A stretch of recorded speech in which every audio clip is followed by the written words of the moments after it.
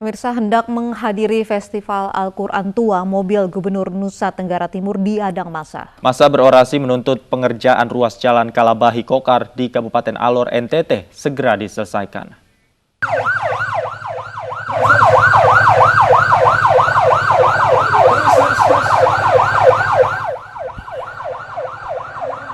Iring-iringan mobil Gubernur Nusa Tenggara Timur Victor Leskodat diadang massa saat melintas di Kabupaten Alor, Nusa Tenggara Timur. Massa dari Aliansi Pemuda Lintas Batas memaksa mobil Gubernur untuk berhenti. Hidup perjuangan!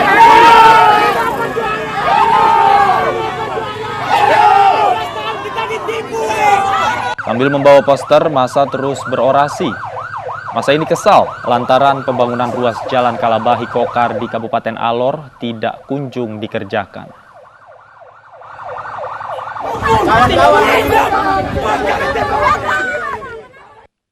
Pemirsa, seorang kepala desa ditemukan tewas gantung diri di Mamasa, Sulawesi Barat. Diduga kepala desa gantung diri karena depresi terlibat masalah pemerintahan.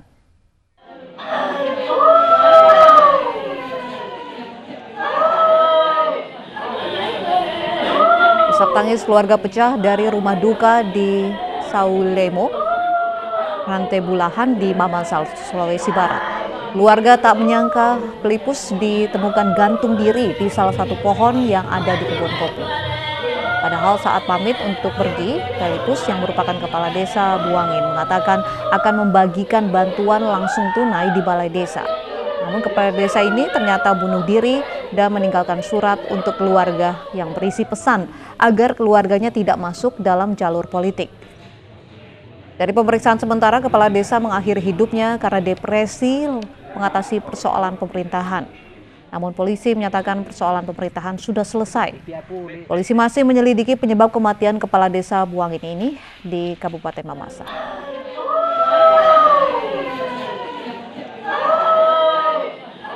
Rekomendasinya untuk pengembalian.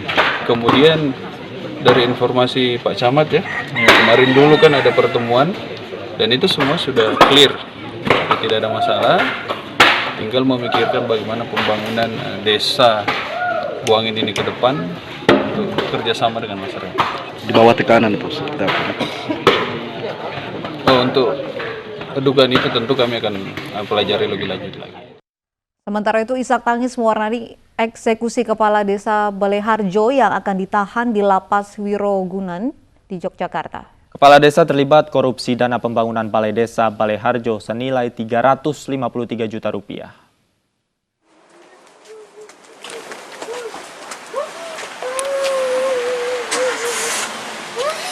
Isak tangis Tri Harsanti tak terbendung saat melepas kepergian suaminya, Agus Setiawan, yang dieksekusi Kejaksaan Negeri Gunung Kidul. Kepala desa Baleharjo ini dinyatakan bersalah karena terlibat korupsi dana pembangunan Balai Desa Baleharjo senilai 353 juta rupiah. Agus Setiawan sudah berusaha mengganti uang kerugian negara menggunakan uang tanah bengkok miliknya.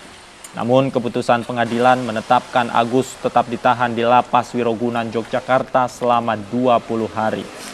Agus ditetapkan sebagai tersangka awal Agustus tahun 2019 yang lalu. Sementara itu, terkait lamanya proses eksekusi, Kejaksaan Negeri Gunung Kidul mengaku terkendala berkas eksekusi yang belum lengkap. Eksekusi baru akan dilaksanakan 1 tahun setelah penetapan tersangka. Ini kan perkara lama, sebetulnya kendalanya sih teknis ya. Dalam artian pandangan perkaranya, pemberkasan dan sebagainya.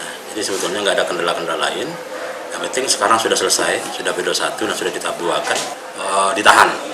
Jadi ini penahanan dari penuntut umum ya istilahnya, untuk persiapan proses pelimpahan perkara ke pengadilan. Pemirsa, tersangka pencuri singkong milik perkebunan Kalibendo, Banyuwangi, Jawa Timur harus menjalani pemeriksaan penyidik Polsek Glagah, Banyuwangi, Jawa Timur. Akibat singkong yang dicuri untuk dimakan tersebut, pelaku terancam hukuman 5 tahun penjara.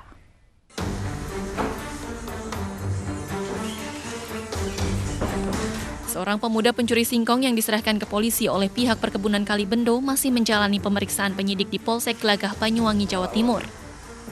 Barang bukti singkong dalam karung telah disita polisi. Namun menurutnya singkong yang diambil dari perkebunan telah habis dibakar dan untuk dimakan. Pihak keluarga berharap pelaku diberikan maaf dari pihak perkebunan dan dibebaskan dari jerat hukum. Namun pihak perkebunan akan tetap mengikuti jalur hukum. Sementara itu, pelaku terjerat pasal 363 KUHP dengan ancaman hukuman 5 tahun penjara. Ya, saya meminta itu supaya dibebaskan, Pak, si Yoga. Masalahnya Yoga sama Saipul ini kan termasuk masih anak-anak kan, Pak.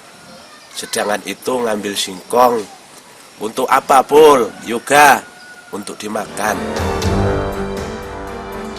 Sebelumnya, puluhan warga Desa Bulusari, Kecamatan Gelagah, Banyuwangi, Jawa Timur, warga meminta aparat kepolisian untuk membebaskan seorang pemuda yang ditahan setelah mencuri 20 kg singkong untuk makan sehari-hari. Warga mengumpulkan uang sebanyak Rp50.000 untuk mengganti kerugian pihak perkebunan Kali Bendo. Mereka meminta aparat kepolisian untuk menyelesaikan masalah ini secara kekeluargaan bersama pihak perkebunan yang dirugikan. Dari Banyuwangi, Jawa Timur, Eris Utomo, iNews melaporkan. Polisi menetapkan status tersangka kepada 2 orang yang diduga sebagai mucikari dalam kasus prostitusi artis berinisial VS. Sementara artis VS masih berstatus saksi dan menyesali perbuatannya. Mbak, udah lama ya Mbak ya? Jual orang Mbak ya? Mbak udah lama jual orang Mbak? MK dan MNA merupakan tersangka yang diduga sebagai mucikari dalam kasus prostitusi artis yang melibatkan artis FTV berinisial VS. Menurut Kabid Humas Polda Lampung, Kombes Zahwani Pandra Arsyad, penetapan tersangka dilakukan setelah pemeriksaan saksi dan gelar perkara oleh Satreskrim Polresta Bandar Lampung. Karena telah ditetapkan 2 tersangka dengan inisial MK dan MNA. Sementara untuk RH alias VS masih ditetapkan sebagai saksi dan akan tetap dilakukan proses pengembangan terhadap bukti temuan lainnya. Terkait hal ini, VS menyesali perbuatannya dan meminta maaf. VS membantah terlibat prostitusi meski tertangkap berduaan di kamar hotel. Di sini saya menyesal dan saat kejadian pun saya tidak melakukan apa-apa. Saya masih utuh berpakaian gitu. Cuman salahnya mungkin di berduaan di kamar begitu. Tapi posisinya pun berjauhan. Saya tidak tahu, tapi memang ada transferan 10 juta ke saya, tapi selebihnya saya tidak tahu. Baru kena 1 hari itu. Sebelumnya polisi gerbek VS di sebuah kamar hotel di kota Bandar Lampung bersama 2 orang yang diduga sebagai mucikari dan juga seorang pengusaha yang diduga teman kencan VS. Dari kamar hotel, polisi turut menemukan barang bukti berupa uang sebesar Rp30 juta dan 1 kotak alat kontrasepsi. Dari Bandar Lampung, Andreas Avandi, iNews melaporkan. Salah satu selebriti tanah air kembali tersandung prostitusi. Gaya hidup dan lemahnya hukum dituding menjadi penyebab banyak artis mudah tergoda. Pasalnya saat tertangkap mereka kerap hanya berstatus saksi karena hanya sang mucikari yang mendekam di sel tahanan.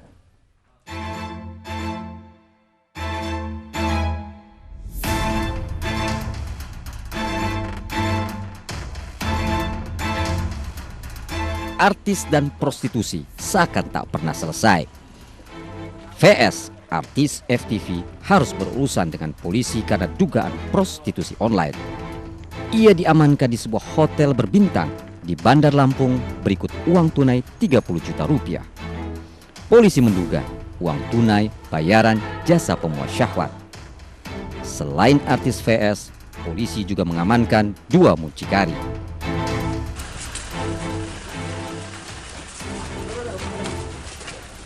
Penangkapan artis FTV VS terjadi hanya selisih 3 pekan saat publik geger artis Hana Hanifah tersandung prostitusi di Medan, Sumatera Utara. Hana Hanifah disebut-sebut mendapat uang Rp20 juta untuk memuaskan lelaki hidung belang di sebuah kamar hotel. Usai dilepas polisi, Hana menjelaskan perkara uang Rp20 juta lewat akun media sosial. Jadi apapun kelanjutannya atau pengembangannya, aku di sini tetap kooperatif, gitu. Dan aku di sini mau klarifikasi lagi, untuk nominal itu sebenarnya tidak ada, gitu. penangkapan artis VS dan Hana Hanifah menambah panjang daftar artis terseret prostitusi. Mulai Vanessa Angel, Afrilia Sakila, Anggita Sari, dan Amel Alfi. Afrilia Sakila yang terjerat prostitusi awal tahun 2019 mengatakan godaan uang menjadi alasan ia terjerumus bisnis esek-esek. Meski demikian, ia tak menampik banyak artis punya alasan lain. Pasti kan duit ya gitu kan, ya siapa sih cewek yang gak mau duit gitu kan. Itu karena kalau aku pribadi, aku orangnya ya inilah aku gitu kan. Ya aku kenapa begitu, ya mungkin aku karena ya butuh duit gitu kan. Mungkin kalau cewek-cewek di luar sana mungkin belum tentu mau mengakuin kalau mereka tuh melakukan hal seperti itu karena duit. Dan zaman sekarang banyak banget yang orang menengah ke atas juga banyak melakukan hal seperti itu gitu. Nyaris hampir semua artis terjerat prostitusi bebas karena hanya menyandang status saksi. Kecuali Vanessa Angel karena ia menyalahi undang-undang transaksi elektronik lantaran menyebarkan gambar tak senonoh dirinya kepada sang mucikari untuk selanjutnya dijadikan bahan promosi kepada lelaki hidung belang. Di kasus prostitusi, polisi hanya bisa menangkap mucikari karena tak ada kekuatan hukum menjerat perempuan dan pria pemakai jasanya. Jerat pidana diserahkan ke peraturan daerah masing-masing. Di Jakarta ada perda yang memungkinkan menjerat pelaku prostitusi. Hukuman bagi pelanggar penjara 20 hari atau denda 500.000 hingga 30 juta rupiah. Tak ada hukuman tegas dianggap yang keladi tak hadirnya efek jera. Kita bisa lihat sendiri sebelum kejadian aku kan ada lagi gitu kan. Jadi ya kalau menurut aku selagi itu nggak ketahuan dengan harga budget yang mungkin aja, why not, kenapa enggak gitu kan. Jadi ya nggak kalangan artis juga dan model-model lain juga, bahkan bukan sejarah dengan model juga seperti itu juga gitu kan. Selain tak jera, mereka juga lihai memainkan strategi, memanfaatkan mucikari agar tak masuk sel jika tertangkap. Modus yang paling sekarang dipakai oleh misalnya selebritas strata C ini adalah dia misalnya punya beberapa kontak. Jadi nama saya masukin dong di list kamu gitu. Jadi kalau list A ini misalnya ada orang yang mau order, nama dia ada di sana. Jadi dia open BO-nya gitu. Dia punya misalnya 4 kontak person. Nama dia ada di sana gitu. Bahkan misalnya untuk yang transaksi yang dalam kota itu tadi saya bilang mereka udah misalnya store nama ke beberapa tempat VIP, tempat hiburan VIP di Jakarta, udah punya kontak person sendiri. Kalangan DPR menilai perlu segera ada aturan tegas merevisi Kitab Undang-Undang Hukum Pidana. Yang dianggap memperdagangkan mucikarinya gitu kan yang kena. Sedangkan si pelaku sendiri, sebut saja pelacurnya lah begitu, itu tidak bisa dikenakan karena dianggap korban. Nah, ke depan menurut saya RKUHP kita nanti kalau dibahas kembali ini harus tegas. Sebenarnya pasal perzinahan bisa menjerat pelaku prostitusi, tapi Arsul menilai pasal ini terkendala karena harus ada aduan lebih dulu. Dengan demikian, prostitusi entah melibatkan kalangan artis atau tidak masih menjadi pekerjaan rumah bangsa ini karena hukum lebih lemah dari godaan syahwat. Pemirsa, kita akan langsung bergabung ke Mapolda Metro Jaya untuk mendengarkan keterangan polisi terkait kasus pencemaran nama baik berikut ini. Dia berkoordinasi dengan Polda Sumatera Utara, ya, Sumatera Utara. Kemudian yang bersangkutan berhasil diamankan bersama-sama tim berangkat ke sana. Bersama-sama tim dari Polda Sumatera Utara dan Polda Metro Jaya. Yang bersangkutan sekarang sudah diamankan. Tadi baru saja diamankan dengan barang-barang bukti yang sudah kita dapat adalah handphone, ya, juga ada akun-akun email yang bersangkutan dengan ito.kurnia karena memang ini ternyata adalah satu komunitas. Mereka satu komunitas. Kita nanti akan menyampaikan pendalaman lagi tentang masih adanya lagi beberapa, tapi kita baru bisa mendapati bahwa 2 inilah yang kemudian dilaporkan oleh yang bersangkutan. Ya. Yang kedua ini inisialnya adalah EJ. Jadi EJ ini posisinya ada di Medan Saya sudah sampaikan tadi kita koordinasi dengan Polda Sumut, tim sudah berangkat ke sana dan sekarang yang bersangkutan sudah diamankan sementara di Polda Sumut. Rencana malam ini akan kembali ke Jakarta untuk kita lakukan pemeriksaan kepada yang bersangkutan untuk kita dalami lagi. Ya, sebagai gambaran saja, memang akun Instagram AN7A_S679 ini adalah mereka ini komunitas. Dan EJ ini adalah ketua dari komunitasnya ini. Ya, mereka namakan komunitasnya adalah Komunitas Veronica Lovers. Ya, Veronica Lovers.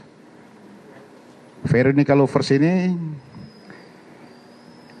ini masih kita dalami karena mereka terus terang saja bahwa mereka juga punya grup di beberapa media sosial termasuk di WhatsApp dan juga di Telegram. Jadi mereka komunitas ini ada. Mereka dalam satu grup di WhatsApp dan juga di Telegram. Ini masih didalami oleh tim. Tetapi hasil pemeriksaan awal terhadap tersangka KS ini, ya, bahwa memang motifnya, kami pertama akan menanyakan adalah motifnya. Motifnya bahwa mereka semua ini penggemar dari saudari Veronica dan merasa punya kesamaan histori, ya, punya kesamaan histori dengan saudari Veronica. Makanya mereka kemudian timbul kebencian mereka untuk melakukan hal-hal di luar daripada yang tanpa disadari bahwa ini pelanggaran hukum. Contoh saja KS di dalam akun Instagramnya ada beberapa kali dia memposting satu pencemaran nama baik kepada saudara Cahayapurnama dan juga istrinya. Ya. Pertama dia mensandingkan di dalam Instagramnya itu dengan menyebutlah ada beberapa kalimat-kalimat yang memang tidak pantas. Mensandingkan foto istri daripada saudara Basuki Cahayapurnama ini dan anaknya ini dengan binatang. Kemudian disandingkan dengan beberapa kalimat-kalimat yang ada dan ini terus berlanjut, ya, dengan kalimat-kalimat yang tidak pantas dan sudah kita periksa saksi ahli bahwa memang itu sudah masuk dalam unsur-unsur pencemaran nama baik. Kemudian juga yang satu lagi adalah akun Instagram AN7A_S679 juga sama. Beberapa cacian-cacian maki di situ yang dia sampaikan lengkap dengan keluarga, foto keluarga daripada Pak Basuki Cahayapurnama, istrinya, anaknya dan juga orang tuanya. Ya, dengan kalimat-kalimat yang tidak pantas menyinggung perkataan tulisannya itu menyinggung daripada pelapor. Kemudian inilah yang kedua-duanya kemudian dilaporkan kepada Polda Metro Jaya.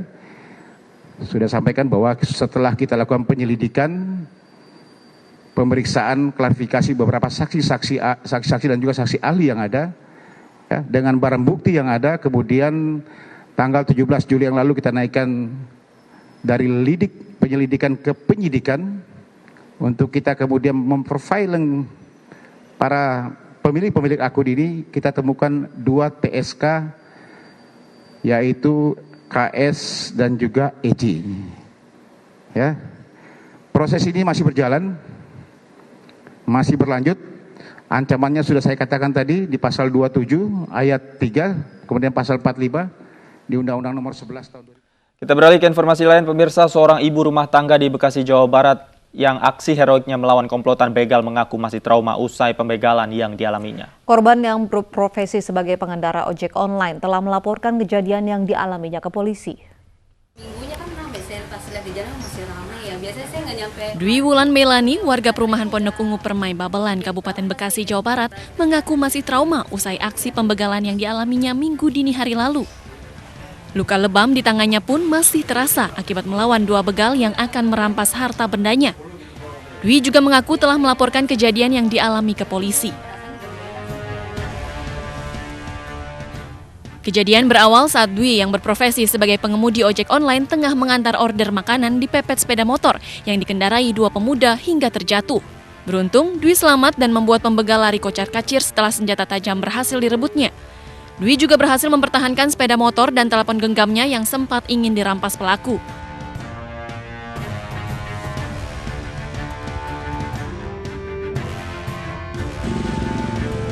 Usai kejadian, Dwi kemudian melanjutkan perjalanan untuk mengantar makanan ke konsumen. Kasusnya kini ditangani Polsek Babelan dan Polres Metro Bekasi. Dari Kabupaten Bekasi, Jawa Barat, Didit Junaidi, iNews melaporkan.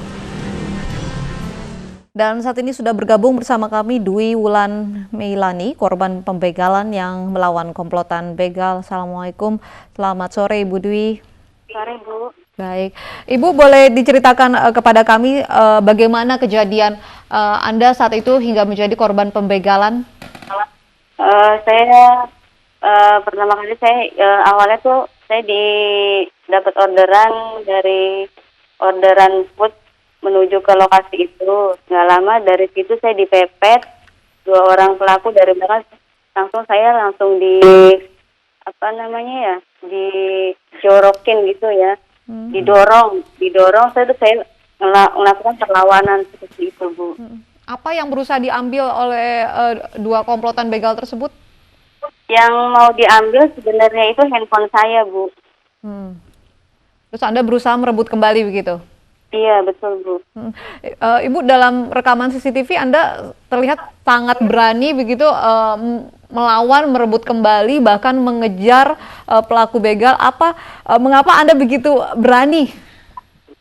Karena posisi saya mempertahankan apa yang saya punya sama diri saya gitu. Kalau dia emang mau melawan saya, ya udah saya pegang aja itu tangannya. Pokoknya seperti itu kejadiannya.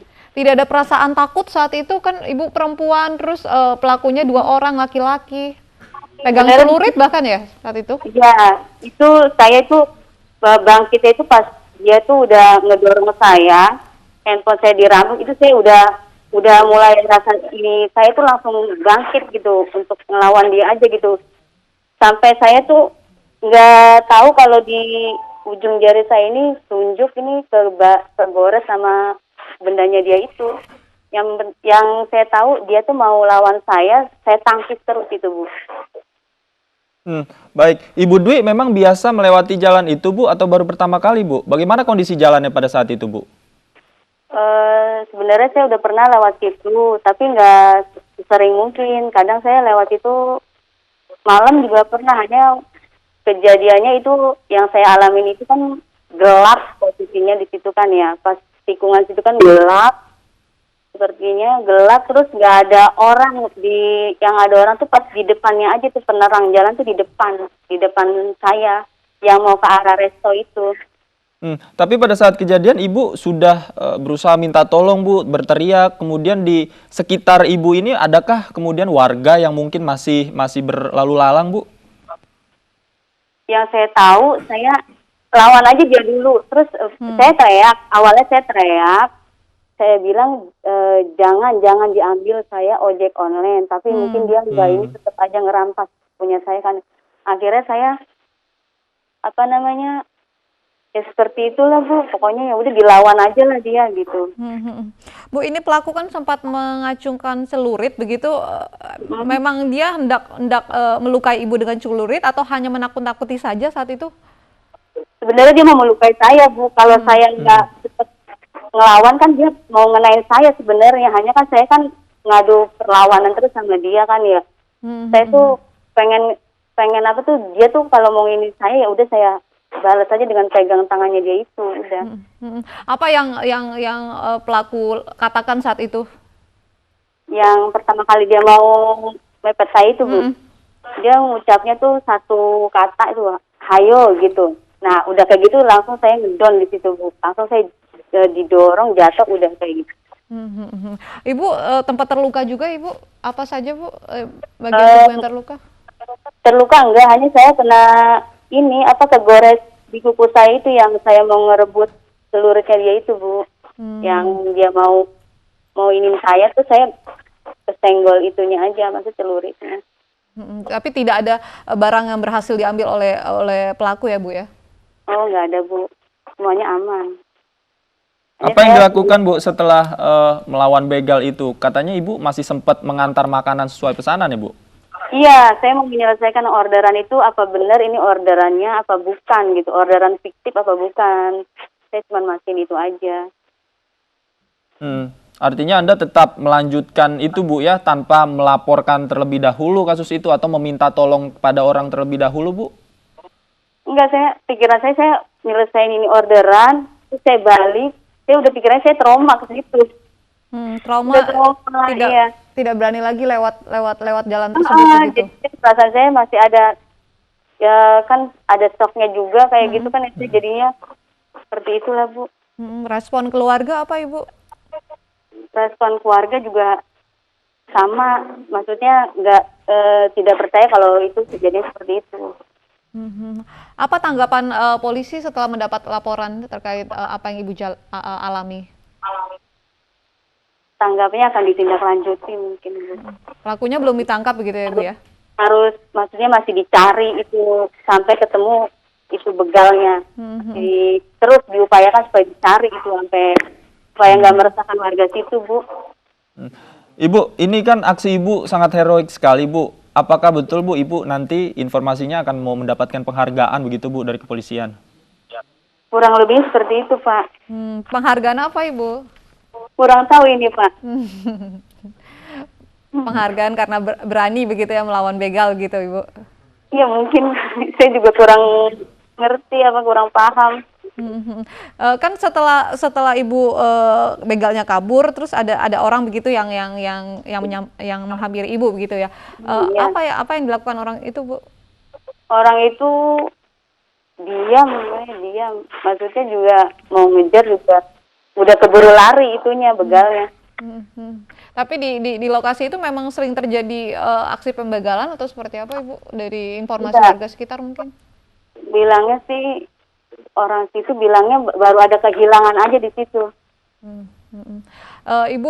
Ibu kan aksinya sangat berani sekali, mungkin bisa berbagi saran kepada wanita di luar sana yang mungkin juga masih harus beraktivitas di luar rumah pada malam hari, menggunakan sepeda motor. Apa Bu sarannya?